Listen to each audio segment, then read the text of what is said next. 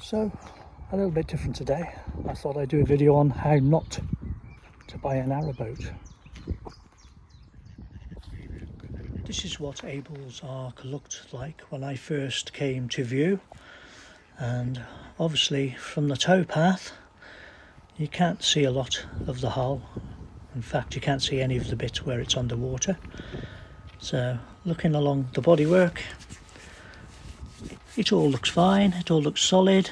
A little bit tired in places with a bit of flaking paint, but nothing that would set the alarm bells ringing. And obviously you can jump over into the bow and have a look the other side, and it's much the same really.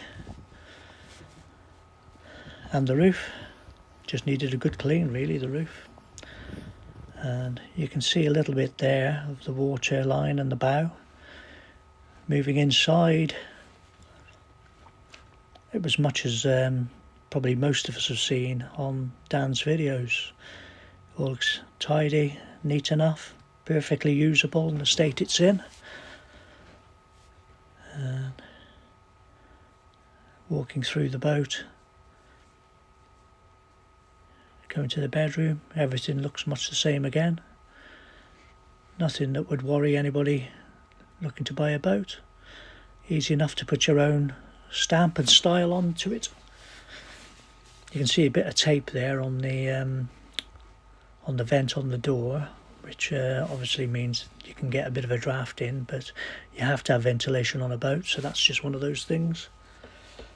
And I found putting the cratch cover on the front has helped with that anyway. If you do go and have a look at a boat, it's a good idea to try and look in as many different places as you can. Open the cupboards, look for any leaks. And obviously now you can see a better view of what the hull looked like. This is when it was moored up in the marina at Chirk, so you can have a bit of a look. You can see it's not been black for a while and things like that, but you still can't really see under the waterline.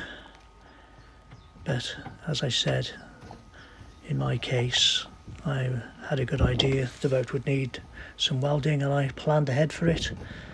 But you can't always get as much of a view of that, even when you're looking at a boat when it's moored up on the towpath. Obviously in a marina sometimes they're moored up next to each other, so you can't always see as much as I can see from this angle anyway.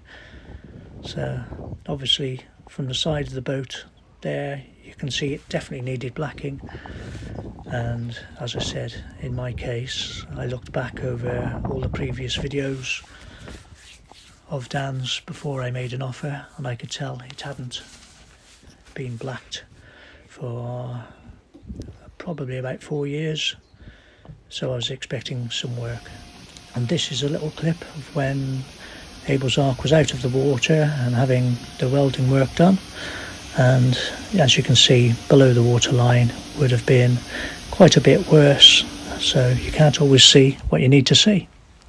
As you can see from the last clip, below the waterline was obviously a lot worse than above the waterline, and above the waterline Abel's Ark at least obviously needed some blacking. So in my case, as I've said, I knew what I was getting myself into.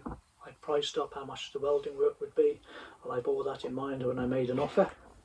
And when Dan was showing me the boat as well, he was very honest about what he said, and what work needed doing, what he's been able to do, what he hasn't been able to do. And having done boats previously myself, I was able to do all those jobs anyway, so I wasn't fazed about that. I just had to bear in mind how much the welding work would cost. So it's very much a case of buyer beware.